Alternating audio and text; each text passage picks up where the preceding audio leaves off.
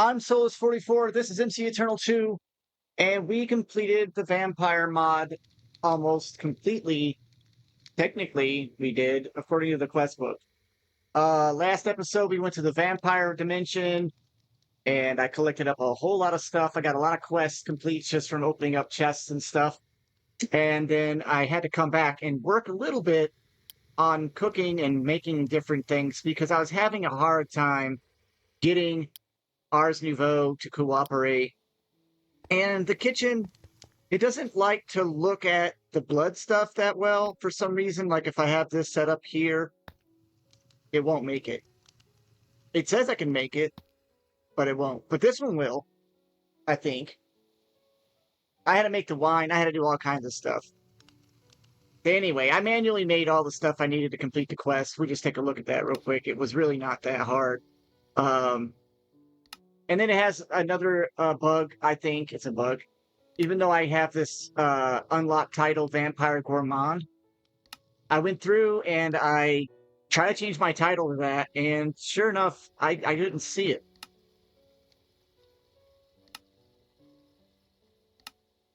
Not there. Unless it's somewhere hidden. I don't care. I'm now the Eternal. Solus the Eternal. That sounds about right. Anyway, I made a cake. Cool. Made a blood pie. Cooked it. I got caught in a jar. Count a jar wasn't really all that hard. All you had to do was just go find a cow somewhere. I used a sticky chain on it.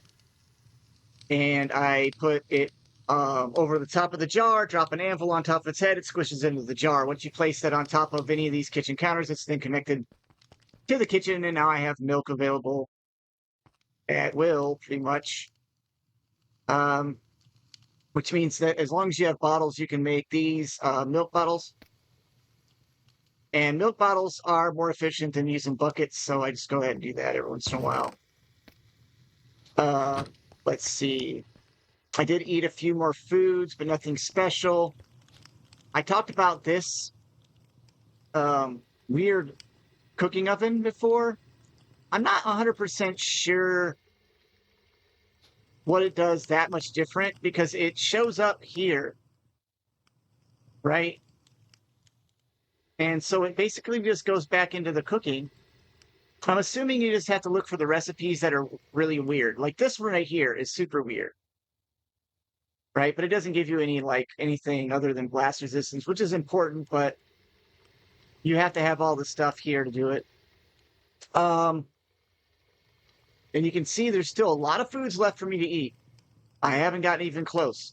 And I haven't even tried to do some of this because it requires gas food.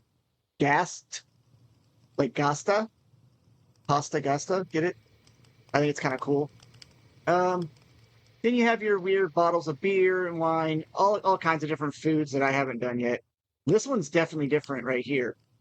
Garlic soup takes bread for its holder, so that's new. Obviously, I don't have a dragon egg shell, so we're not going to be able to get to those. I don't see that bowl. This one was the one that was weird to me. Paper? You have to make this one first, which takes all these different jellies. So you have to make a bunch of stuff to make the bunch of stuff to make those foods. I'm not going to worry about that. So I got tired of Ars Nouveau and it not liking my stuff. It may be my setup. I don't know. All I do know is that I had things that wouldn't come out last episode. Like I had an energy battery that was, it said I couldn't access it. Yeah, I fixed all that. I also decided to go ahead and set up chessboard and some chess pieces. I don't have all the pieces. These are actually incorrect in some manner or form. And then, I just started setting up this room to be more of like entertainment hall, maybe something a little bit more different. I have a chess table. If you shift right click, you can actually play chess with somebody. I think that's phenomenally cool. It even has this evaluate board, which is interesting. I don't know what FEN is, but You can even change the color of the pieces. I don't know what this is all about,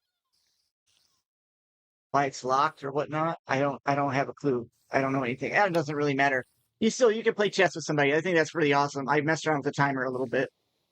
And then I set up some music with a speaker block, which if you shift right click the speaker block, you can actually give it a chat message and then how many blocks away it sends it. So when I play music, it automatically sends out a chat message. I think that's really cool for server stuff. And then I put my music discs and things inside the chest here so that way I could use them if I wanted to. Yeah, I don't know. I'm working on it. It's just a work in progress. It wasn't a priority. What was a priority was getting myself my AE2 system up and running. And I went ahead and threw it all the way up there and have the cable running all the way down there. And I still required the lectern to connect to this spot right here, to this storage controller. But I think that's going to change.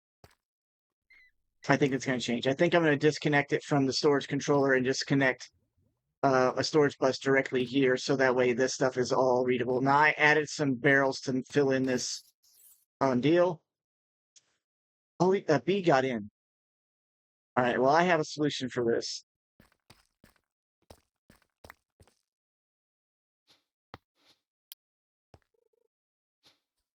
Let me show you what the solution is.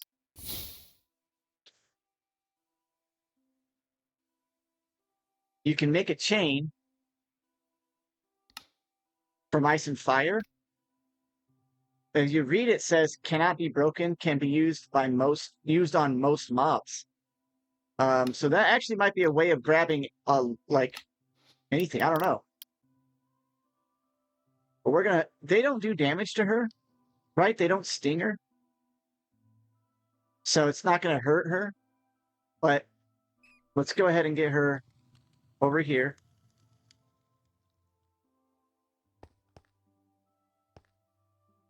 And see if I can get the chain to work. Oh, the chain doesn't work. I can chain you away though. How do does it let go? How do I get it to let go?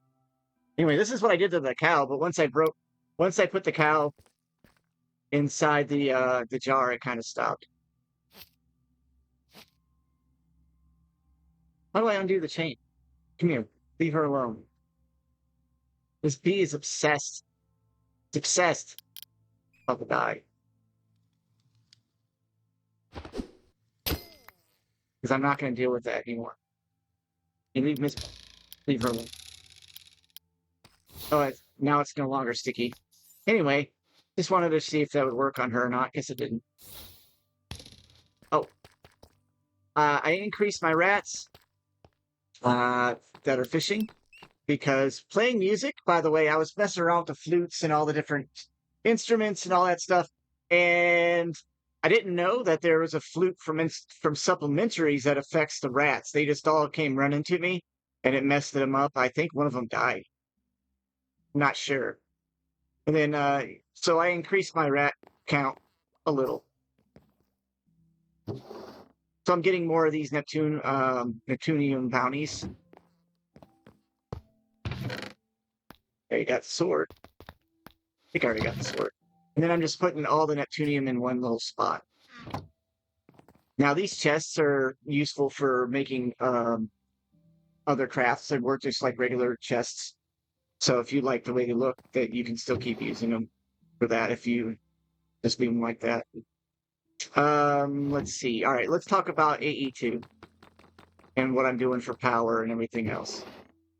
See, I have backpacks ready to go. I've been getting those from killing mobs and such.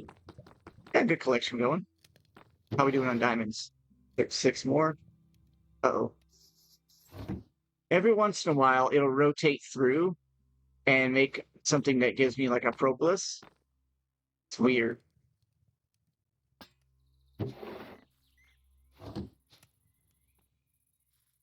Yeah, like that right there. That's just disturbing.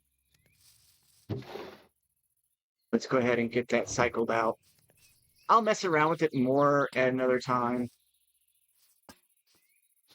Like, I'm just tired of bees. I just did this whole process for a couple hours, if longer. Actually, a couple days worth of time on this private server with Sproblin while I was waiting for him to join. And well, he couldn't join. He was busy. Oops.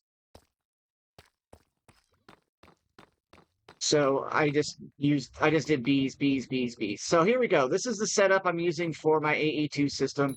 I apologize if you guys are not knowing how AE2 works. AE2 is not difficult at all. I know it sounds kind of intimidating, but it's easier than integrated dynamics. And it's not as technical. Hold on. I had something in my throat.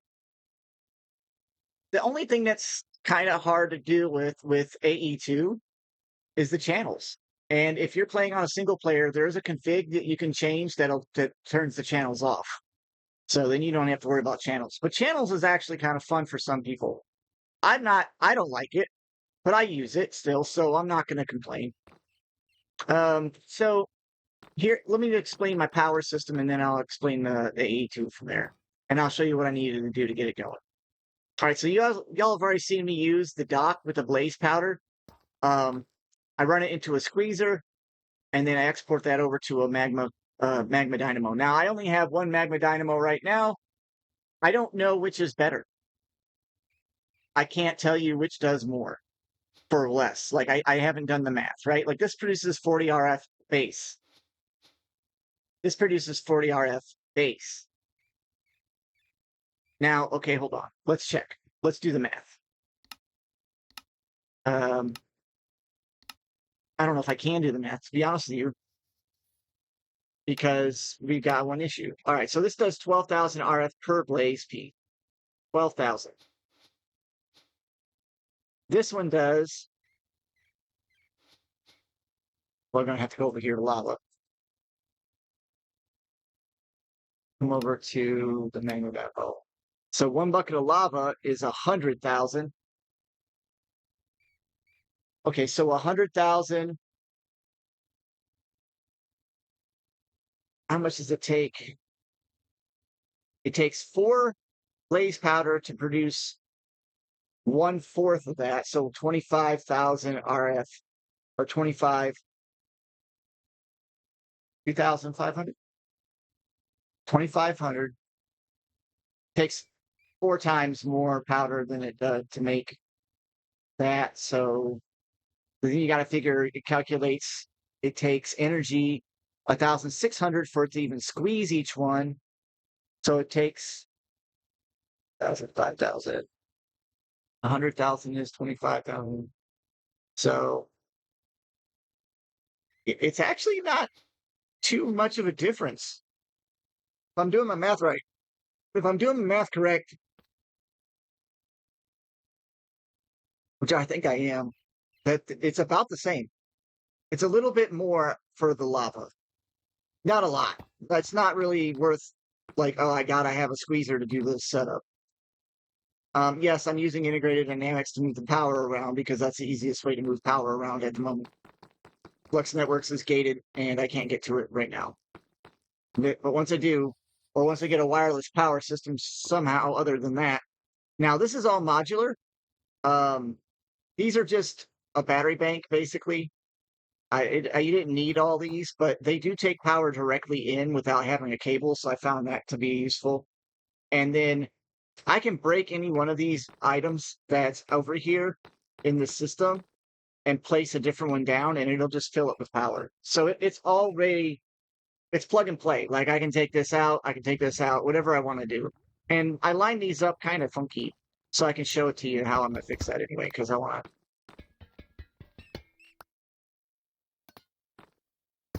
There. Now, because I'm going to use the furnace the most, probably.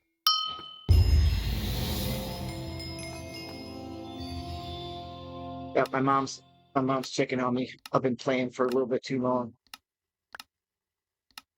That garbage.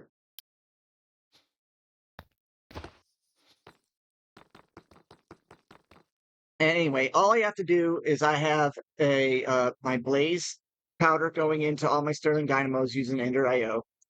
The cable's got to be connected on the bottom in order for the power to be transferred over to here. Other than that, I don't need cables. You can tell there's no cables down at the bottom. And that's going to give me room on the bottom. As you can tell, I'm running a smart dense cable right here. I need to get one more at least, if not, at least one more. And then I can run a branch of pattern providers on the bottom. What's great about all of them except for this one, actually, come here. You're gonna need your own little space, like this one. See how it's plug and play? You can just take them out, insert the one you want. Super easy. There. All right, there we go. There, that one loses power every time. So you can see it powers up pretty easy. These are special because, well, this one's not, but this one just needs power. This one, I don't know if you can have it export or import automatically. It might. Oh, it can. So that one can import, output out, all on its own as well. What's really nice, and I forgot about this, and this is super awesome, is redstone furnaces and all the thermal machines can import and output at the bottom. Right? So when you put a pattern provider underneath, it'll push the item into the furnace and it'll cook it and then it'll pull it back out all in its own. So it just needs the pattern provider. It doesn't need anything else. No import, export, none of that junk. Right? I'm looking at you, Mechanism. Same thing. This one right here, you can just go like that.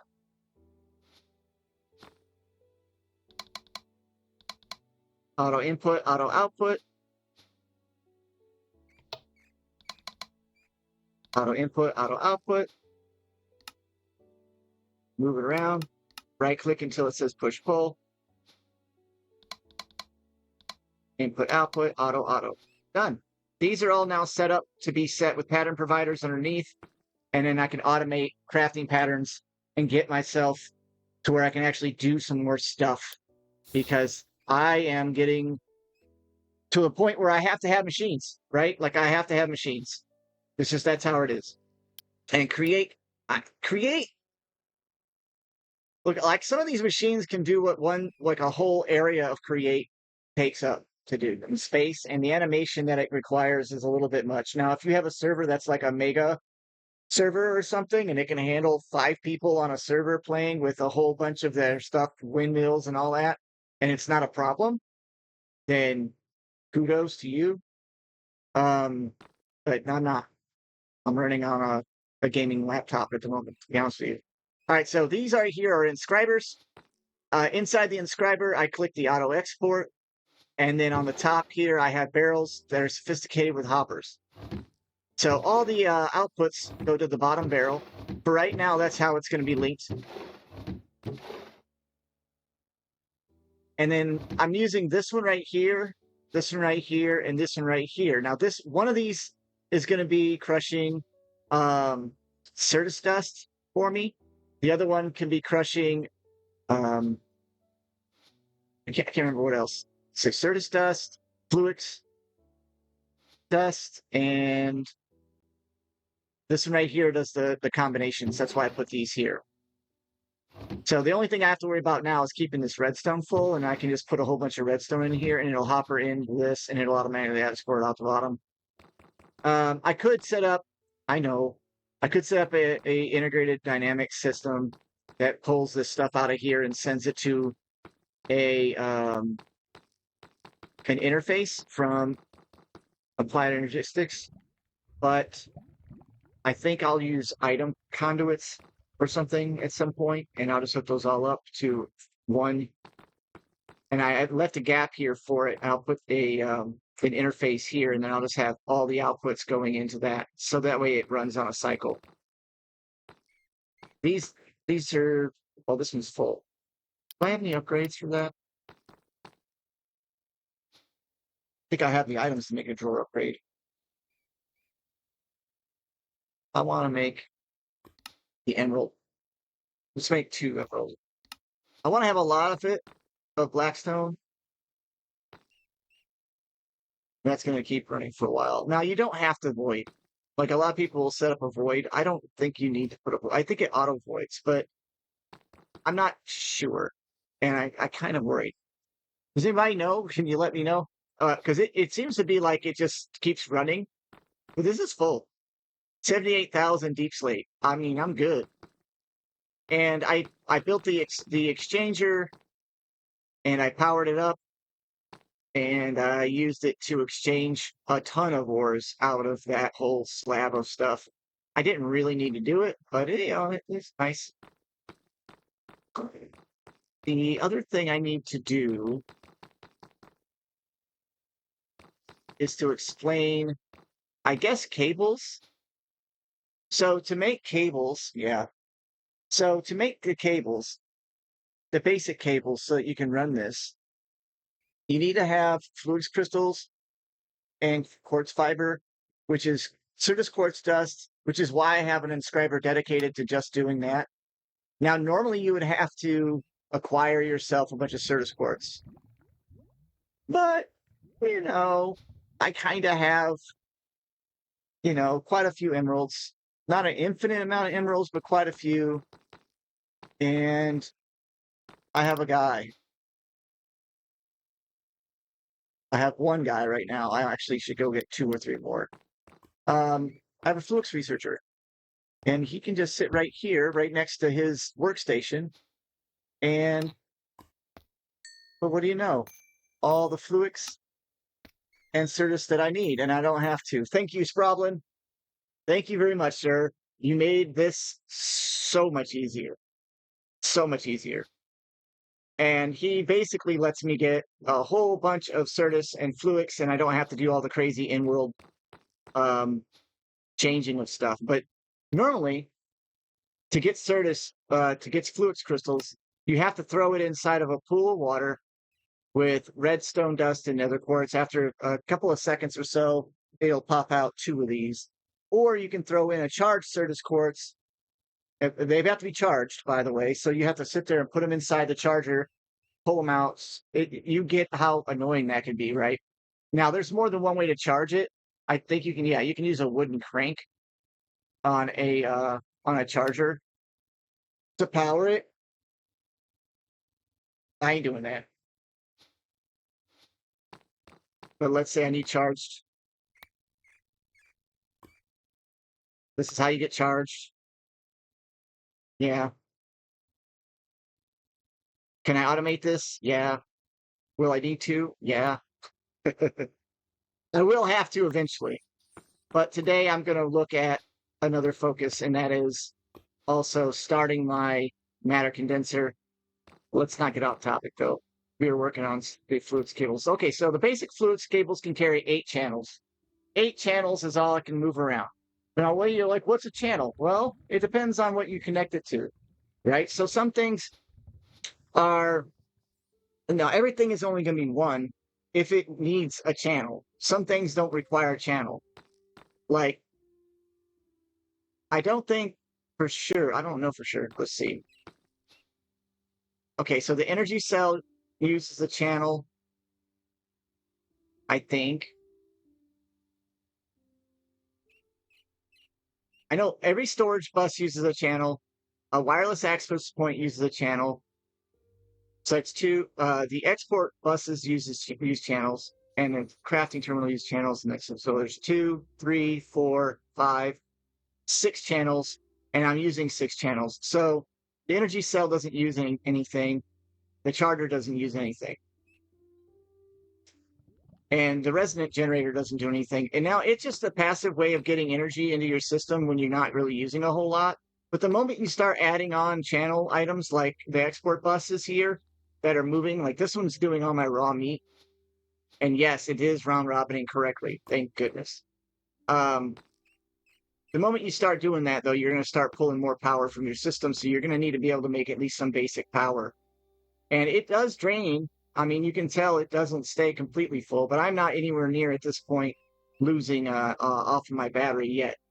When I start auto crafting things with my furnaces and whatnot, I'll upgrade the dynamos and give them augments and stuff, and they'll get stronger and they'll be able to keep it going. But a large battery bank like that takes care of most of the stuff that we need to worry about. We're going to put these away. And then we're going to talk about making storage. So with AE2, you have a lot of different types of storage. You have a block storage right here, like this is the crafting storage, but where's the... There it is, a portable chemical cell. There's portable storage units like these right here. You can make these, break them, and carry them around, and use a portable system to like pull them out. And a portable, I think there's like a portable device like deal. Yeah, these are all portable cells. And it basically allows you to carry your stuff with you inside of your inventory. I don't ever use them. Well, I guess some people do. I've never really found a good use for them. Let me know if you found a good use for having portable storage cells. I imagine there's got to be someone out there using these things, and I'm just not that guy. I think it's kind of goofy. It's not bad or anything. It's just not something I would work well. I work towards. Now you might need to make it for a quest reward or something like that, but you know. And you can see our Blackstone is going up because we have a storage bus. So yeah. Now cables. We'll go back to the cables because I want to make sure you guys get that. So these Fluix cables, any of the regular Fluix cables, doesn't matter what color they are, they all transmit up to 8 channels. The dense cables are 8 channels per side, I think, or no, there are a total of 32 channels total. And so if you think about it, you've got a cable that comes off and it's got different sides to it, right? It's got this end, that side, and that side. And so you can pull the 32 channels off of it. I think it's only connectable to certain items though. So yeah, it gets a little bit weird. In any case, you're gonna make your Fluix cables first thing. That's the first thing you need. Quartz fiber can transmit power only. It doesn't transfer channels. And when we get to P2P channels and we start moving stuff around with P2P, that's when we're going to start dealing with just power only and not necessarily moving a channel. I still use Fluix cables for mine. I using quartz fiber is just not really that good for me. But we're going to make a dense cable, and we're going to do this the old-fashioned way. So you can dye them colors so that you can color coordinate your stuff if you need to like help you separate what's doing what branch they're on. And it's actually a really smart idea. I mean, these are just regular dense cable. There's no color to them. There is a quest for a colored channel. So that might be something that you want to do. So like let's say I want the bottom of this cube to always be this color, and then I break off and do another color with it this direction off this side, so that way I can tell where the stuff is at, because it can get really complex when you start getting all these cables, and they will try to touch each other. Now, the moment they are touching each other, the system hasn't. So it's a lot better than it used to be, but it used to have issues where it would like lose channels, gain channels. So in order for you to prevent it from touching each other or from it mixing from one side to another, because these right here, this drive is actually connected right on this side. And so I don't want this one connected to the bottom or the side here. So I put a cable anchor right here to remind me that, hey, when I go to run a cable off this side, or if I even have something that's coming off the bottom, I don't want it to try and mix between the sides. Because each side of this thing is 32 channels. And when you run out, it just won't connect, and then you'll have issues, and you don't need that. It's gotten a lot better. It calculates all the different where it needs to go most of the time. So anyway, that covers the cable part for that. We want to make another dense cable though. And so in order to make a dense cable, I believe I have to do the cover first. Oh, we're not even going to get into toggle buses. That'll get you all real confused. Now, Ender.io has its own conduits, and that's really cool because you can use it in overlay of its regular piping. And so you can use it to connect right on the top and you just keep it on one side. So you can have your input output on a pipe, and then you slap an ME cable and connect it also that way. So it saves you space. Yeah. I don't often keep my stuff separate. Like a lot of people will keep all Ender.io in one spot, all thermal in another spot, all mechanism in another spot, and they won't let them touch. I tend to let thermal and any of the main processing stuff generally stay together just so that I know where it's all at. If I get a little bit too far into it, I'll spread it all out anyhow. Um, yeah, so in order to do the covered, all you have to do is put a piece of wool, and it takes any piece of wool. If you have a colored piece of wool, I think you get a colored piece of flux cover. We're going to go ahead and cover them all. And so from there, you'll get these are your normal covered cables, just for looks. It's really not any different. And then these are now your dense cables. Left over 3. And the dense cables do 8 on each side. I think it's 32 total. I remember right. And then if you want to see the channels, if you notice these are smart cables. And if you kind of look at it, you'll see a thin blue line. And you crouch and look at it, it says it's using 2 channels this way. And if you go over here, you can see the one that's going downward. It tells you how many channels are being used that way. And on these, I can't tell how many channels are being used. So I just recommend highly always to use dense smart cables as much as you can afford for your materials. And then to make them smart so that you can see that, you're going to need redstone and glowstone. So it can get a little expensive. Just depends on what you need. I mean, you could run the whole system off of these regular glass cables, no problem. There. And so now I can run my channels across the bottom here, and it'll work out just fine. All right, storage. You have your 1K, and this is where Sproblin, I think, I mean, he can't really do AE2 that well. He doesn't like it. He's good at it, but it's too much tedious work for him. I don't know why he doesn't like it. He does create and a lot of other tedious stuff. Maybe he's just not into it as much. Plus, it does look kind of different than what he likes to design. Where is this guy? Hopefully he goes away. Where are you? I need to get rid of him. He's annoying me.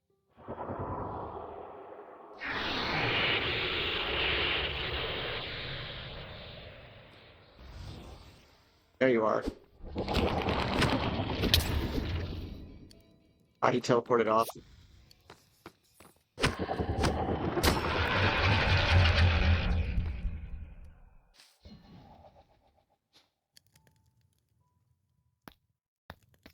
No ender pearls?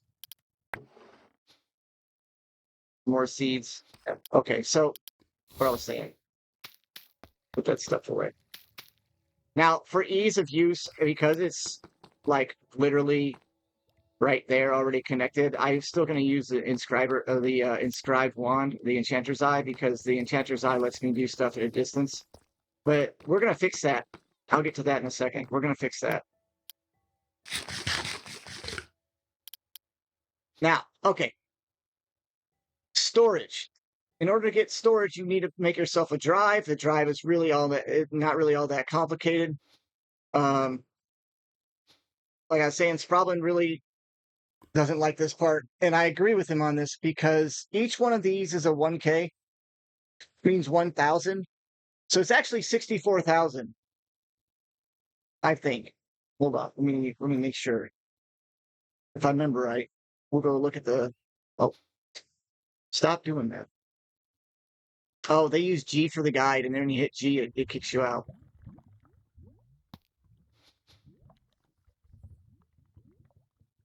All right, this is the table of contents basically for the system. It's built in, and it shows it right here. Total capacity in one cell in use,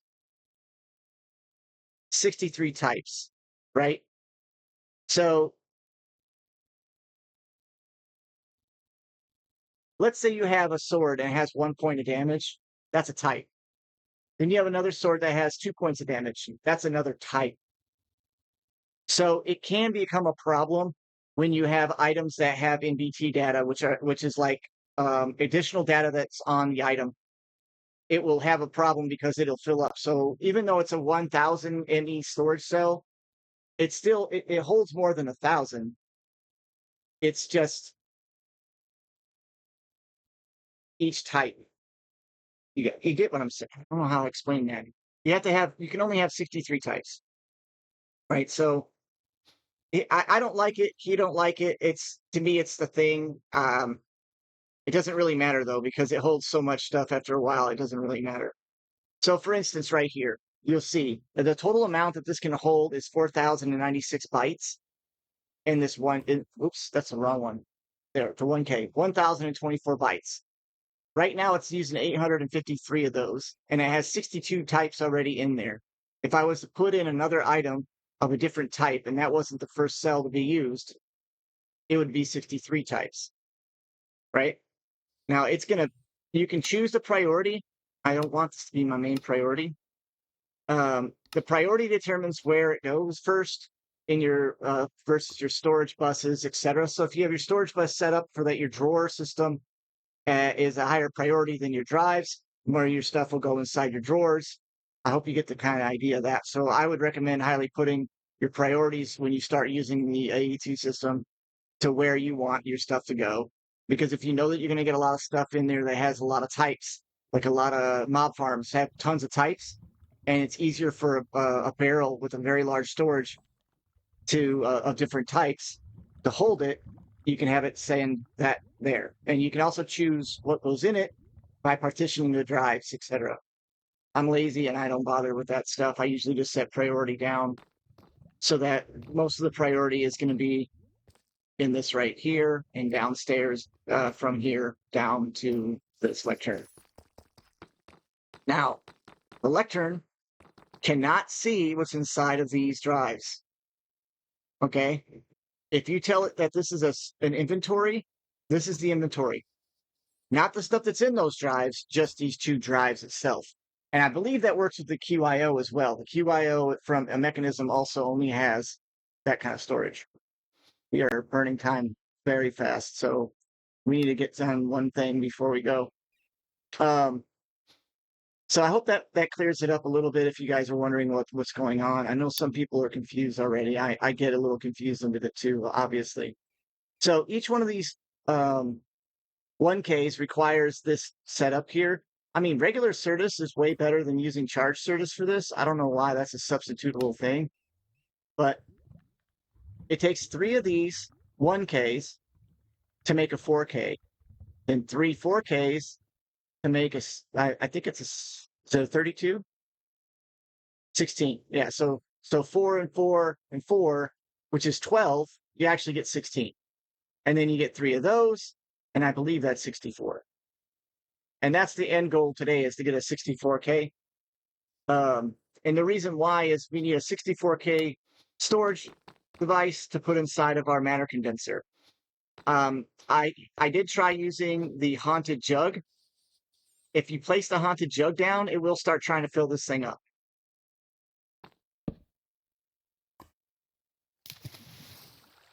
It even tries to fill up, look, it even fills up the sink. Which is funny because the sink is actually a void. Neat, right? I love this thing. It's like one of my new favorite water devices of all time. But for sake of argument, I went ahead and I hooked it up with a integrated dynamics fluid cable. This is a fluid interface that's just going to read the inventory of this in here, and it's going to export it into here. I have not sure if that's going to work. Now, the matter condenser, I know I'm going fast now. The matter condenser can have different storage inside of it other than a 64. But for our sake of our creation, like you can do 256 and get these matter balls, or you can just have it void items right now. I like to set it preset it for singularities, because once we get singularities, we can break them apart and we can actually make it so that we can be wireless. That's going to be a huge deal.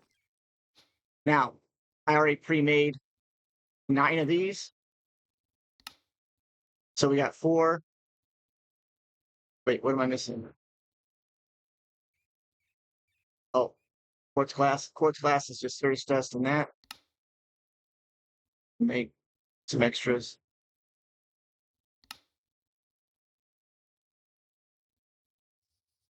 So I don't know if we're going to be able to get to 64 or not.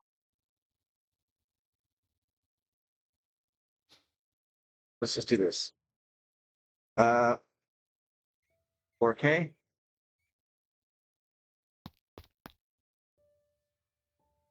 It's a different recipe for 4K. Oh, it's glowstone instead of redstone. Okay.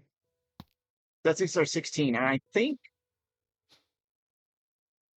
thought that was a quest. If you follow this through, this questing through, and you read all the stuff, it'll tell you how to do all this. Like it tells you everything. Everything I just described, but probably better. As I'm really confusing when it comes to some stuff. I won't go into what you need to do. It's going to be up to you what you want to do. I want to make sure I click that off so that way it's ready to go. It wants me to do a storage for fluid, and it wants me to do chemicals. That's kind of cool. And then, of course, it does want you to do the portable. I think that's a waste. The storage bus, it never gave me credit for that because I didn't have this clicked, I guess. That's kind of crap. Let's go ahead and go down and fix our storage bus system. Get our credit for our storage bus.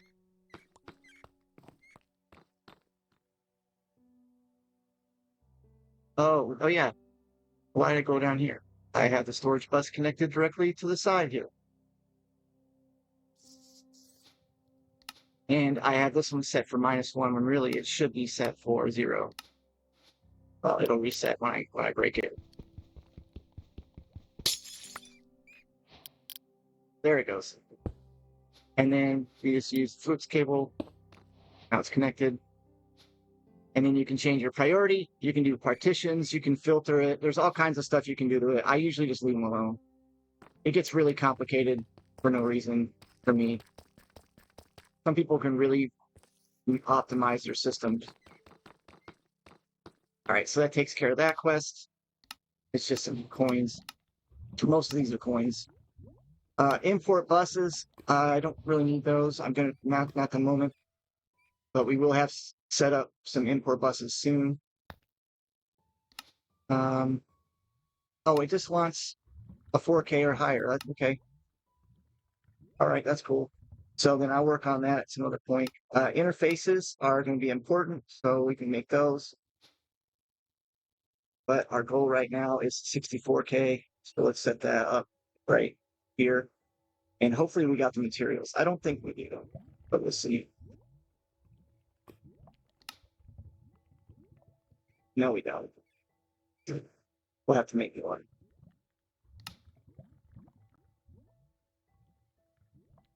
We have 116. So what we need more logic processors. So we're just going to head over here. And logic was these.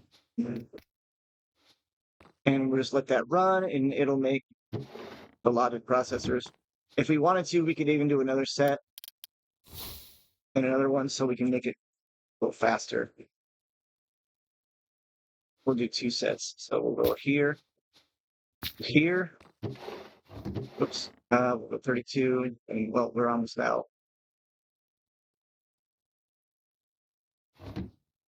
It can get real expensive to do this. But to me, having automation is completely worth it. Oh man, I didn't want to do it that way there. Now I've got an odd number.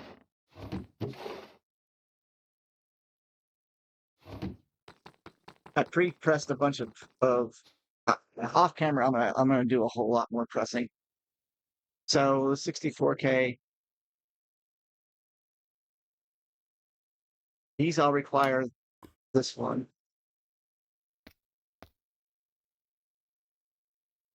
I'm gonna need more.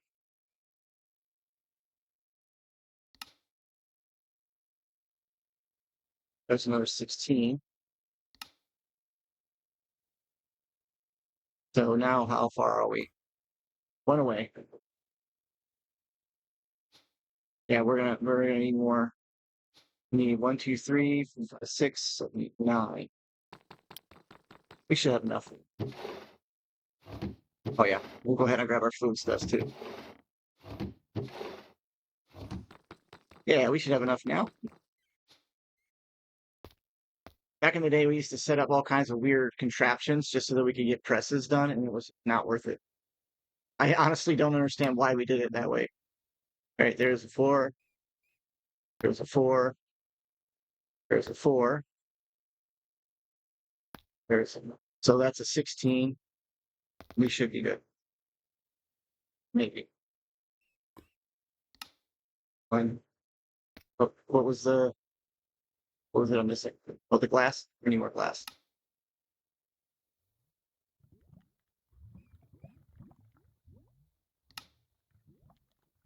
And then one more.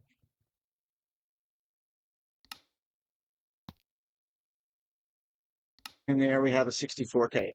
If you make one drive full of 64K storage, and you're good for a very long time. If you're not, then you've got problems somewhere.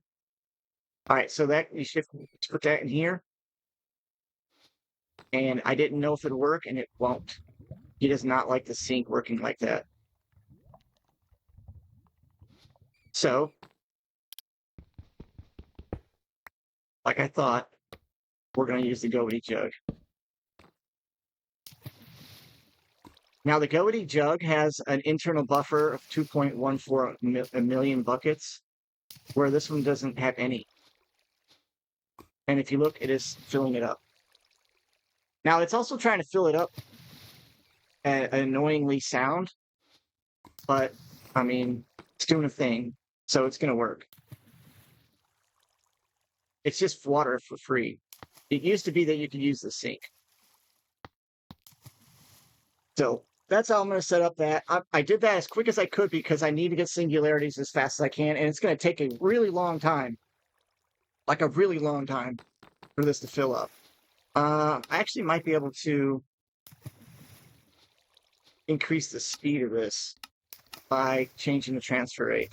And just max it out.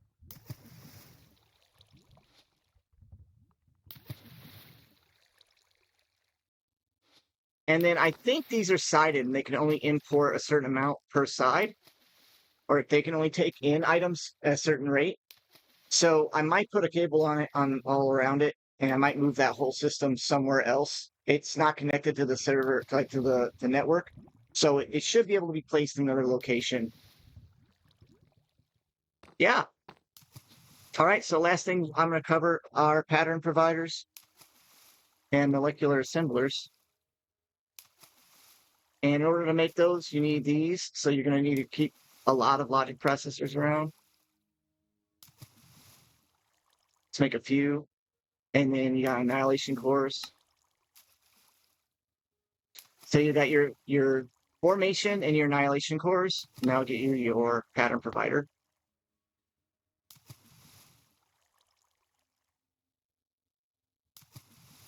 And I made one of these without even thinking about it.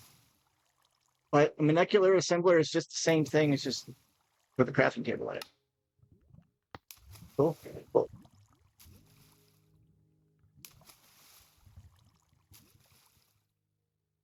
And I don't know if I covered how to make the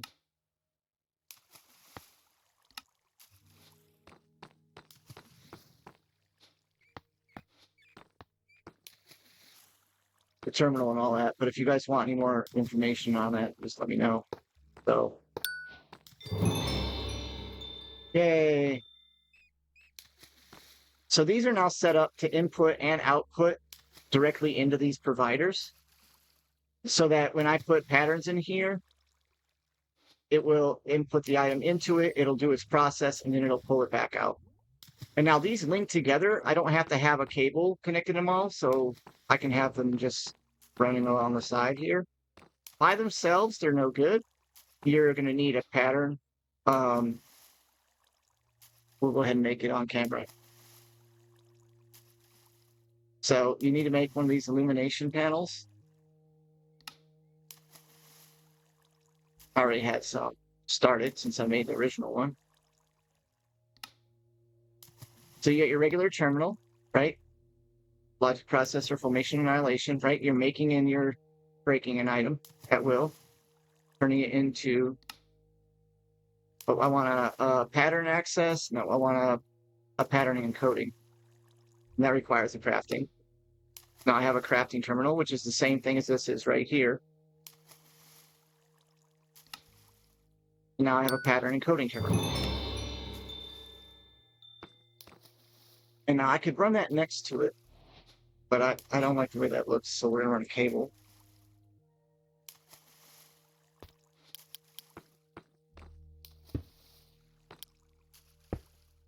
Next episode, I think we're going to start going to Atlantis. Yeah. Okay, so from here, you can do patterns. And the idea is that each pattern... Oh, no. Wrong one.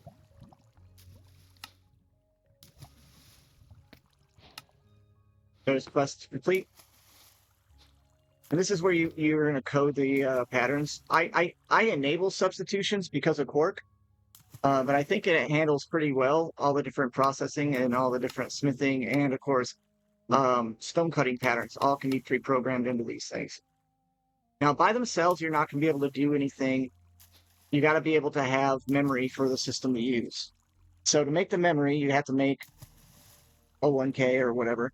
I like to make at least 2 to 3 of these crafting storages. Oh, I need... so that way it can work on multiple things at once. But you really don't have to have that many. Not to start. When you get into really more advanced stuff, you do. But I've only rarely ever where it said I don't have enough. I have a bunch of stuff running, and I can't do another thing. I've only rarely run into that. Very rarely. So there's a 1K and another 1K. And then in order for them to work together, you're going to need to have a coprocessor. So that's also a quest. Oh, if I can spell it right.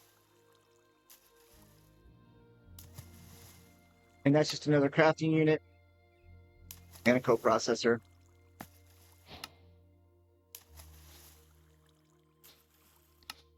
And you'll see that took care of that quest and this quest here. Now, what does it want? Another pattern provider? That's sad that I have a pattern provider, but I didn't count it. But we gotta make at least 1 or 2 more anyway. We need a lot more. That's why I moved the whole system over here. What am I out of? Crafting tables.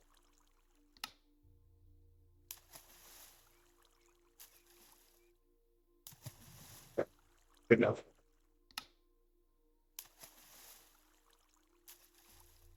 Six of them. All right. Air quest complete. Crafting RAM. All right. So these all have to be connected to the system. So you're going to consider that as well. We're already using 5 of the 32 channels. And I'm thinking I'm going to run the buffer system off the back here. So let's see if we got enough to make another dense cable. We have 2 dense cables already.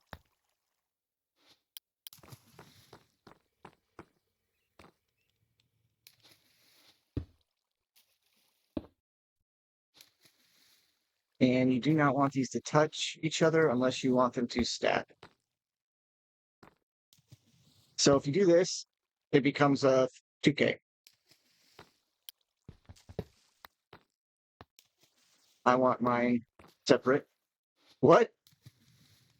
Oh, I just changed. I was like, what is going on? That's not normal. What's for sake of looks? I got gap. Okay, I got a gap there. And then I need at least another smart cable.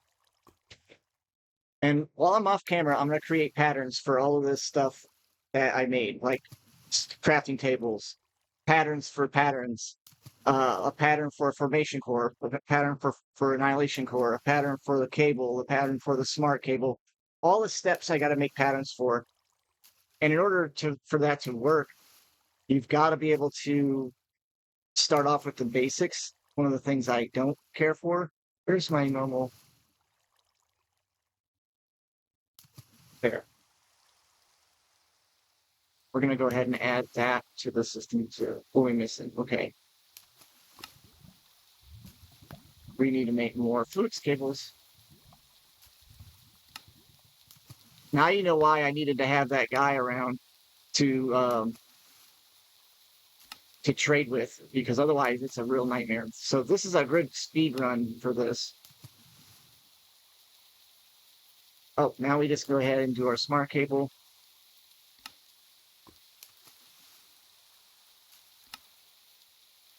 Actually, let's put our wool on here. We're going to use all of that, so there's no reason not to. There, 13 dense.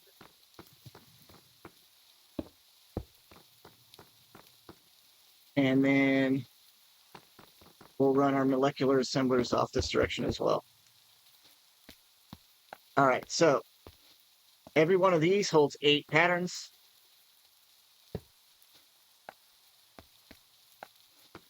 And each, like, so if you look inside, it has 8, I think, or is it 9? 1, 2, 3, 4, 5, 6, 7, 8. Yeah, 9 patterns, so you can fit up to 9 items into it.